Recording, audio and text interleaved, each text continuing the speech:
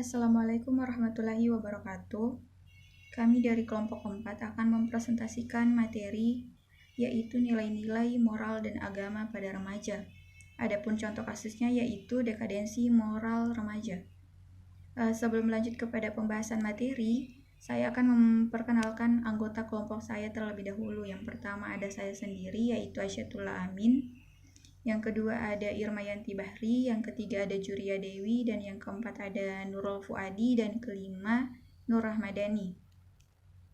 Selanjutnya adapun materi yang akan kita bahas yaitu yang pertama nilai-nilai bagi remaja.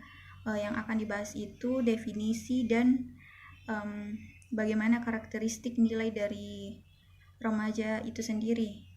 Selanjutnya ada moral bagi remaja, yaitu bagaimana karakteristik moral remaja. Dan selanjutnya yaitu agama pada remaja, yaitu bagaimana proses pembentukan atau perubahan agama pada remaja itu sendiri. Dan yang terakhir yaitu contoh kasusnya, yaitu menyontek.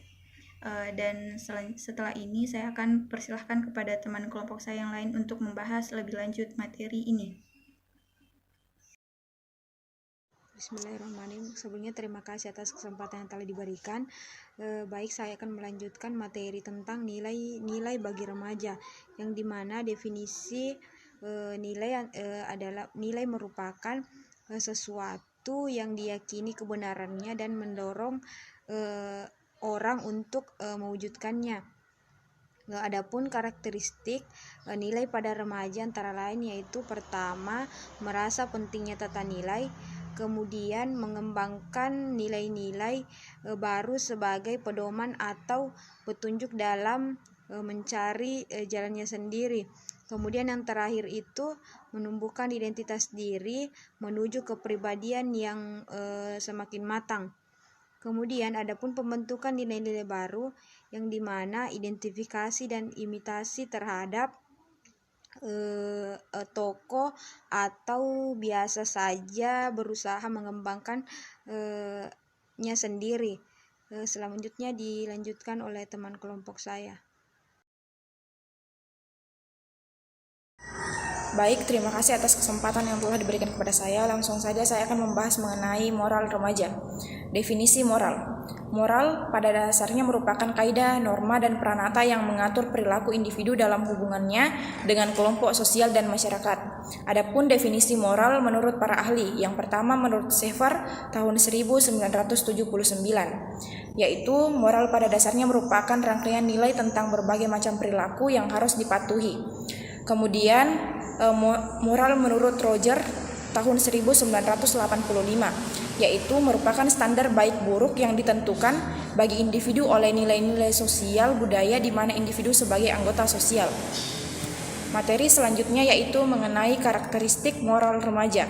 Sesuai dengan tingkat perkembangan kognisi yang mulai mencapai tahapan berpikir operasional formal, yaitu mulai mampu berpikir abstrak dan mampu memecahkan masalah-masalah yang bersifat hipotesis. Maka pemikiran remaja terhadap suatu permasalahan tidak lagi hanya terikat pada waktu, tempat, dan situasi, tetapi juga pada moral yang menjadi dasar hidup mereka. Perkembangan pemikiran moral remaja dicirikan dengan mulai tumbuh kesadaran akan kewajiban mempertahankan kekuasaan dan peranata yang ada, karena dianggapnya sebagai suatu yang bernilai, walau belum mampu mempertanggungjawabkannya secara pribadi. Perkembangan pemikiran moral remaja yang demikian, jika meminjam teori perkembangan moral dari Kohlberg, berarti sudah menjadi tahap konvensional. Pada akhir masa remaja, seseorang akan memasuki tahap perkembangan pemikiran moral yang disebut tahap pasca konvensional, ketika originalitas pemikiran moral remaja sudah semakin jelas. Pemikiran moral remaja berkembang sebagai pendirian pribadi yang tidak tergantung lagi pada pendapat atau pranata yang bersifat konvensional.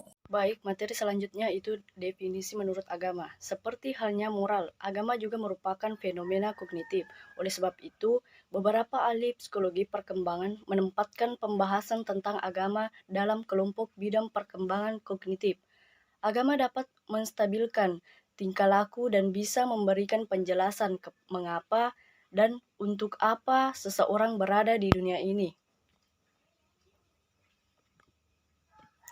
Bagi remaja, agama memiliki arti yang sama pentingnya dengan moral, bahkan sebagaimana dijelaskan oleh Adam dan Gulota. Agama memberikan sebuah kerangka moral sehingga membuat seseorang mampu membandingkan tingkah lakunya. Agama dapat menstabilkan tingkah laku dan bisa memberikan penjelasan mengapa dan untuk apa seseorang berada di dunia ini. Agama memberikan perlindungan rasa aman, terutama bagi remaja yang tengah mencari eksistensi dirinya. Dibandingkan dengan masa awal anak-anak misalnya, keyakinan agama remaja telah mengalami perkembangan yang cukup berarti. Kalau pada masa awal anak-anak, ketika mereka baru memiliki kemampuan berpikir simbolik, Tuhan dibayangkan sebagaimana person yang berada di awan. Maka pada masa remaja, mereka mungkin berusaha mencari sebuah konsep yang lebih mendalam tentang Tuhan dan eksistensi. Perkembangan pemahaman remaja terhadap keyakinan agama ini sangat mempengaruhi oleh perkembangan kognitifnya. Untuk materi selanjutnya dibawakan oleh teman kelompok saya. Baik, saya akan melanjutkan penjelasan dari teman saya yang sebelumnya. Di sini mengenai tentang tindakan menyontek. Menyontek dalam hal ini sudah tidak lazim lagi di dunia pendidikan. Teman-teman bisa analisa sampai sejauh ini bahwasanya beberapa siswa ketika ujian tentunya pasti akan mencoba bagaimana mencari jawaban yang relevan dengan soalnya. Entah itu melalui bertanya dengan teman atau melalui dengan contekan-contekan kecil yang dibuat di kertas kecil. Nah, itu kelirunya di dunia pendidikan kita karena sudah menjadi kebiasaan, dan bagi saya hal ini harus diberhentikan atau diminimalisir tindakan menyontek pada saat ujian. Karena kenapa? Bisa saja dari menyontek ini akan menciptakan generasi-generasi selanjutnya atau pemimpin-pemimpin selanjutnya yang memiliki sifat kecurangan seperti itu. Jadi teman-teman bisa baca slide yang telah dipaparkan oleh atau telah dibuat oleh kelompok kami. Sekian dari kami, lebih dan kurangnya mohon dimaafkan. Wassalamualaikum warahmatullahi wabarakatuh.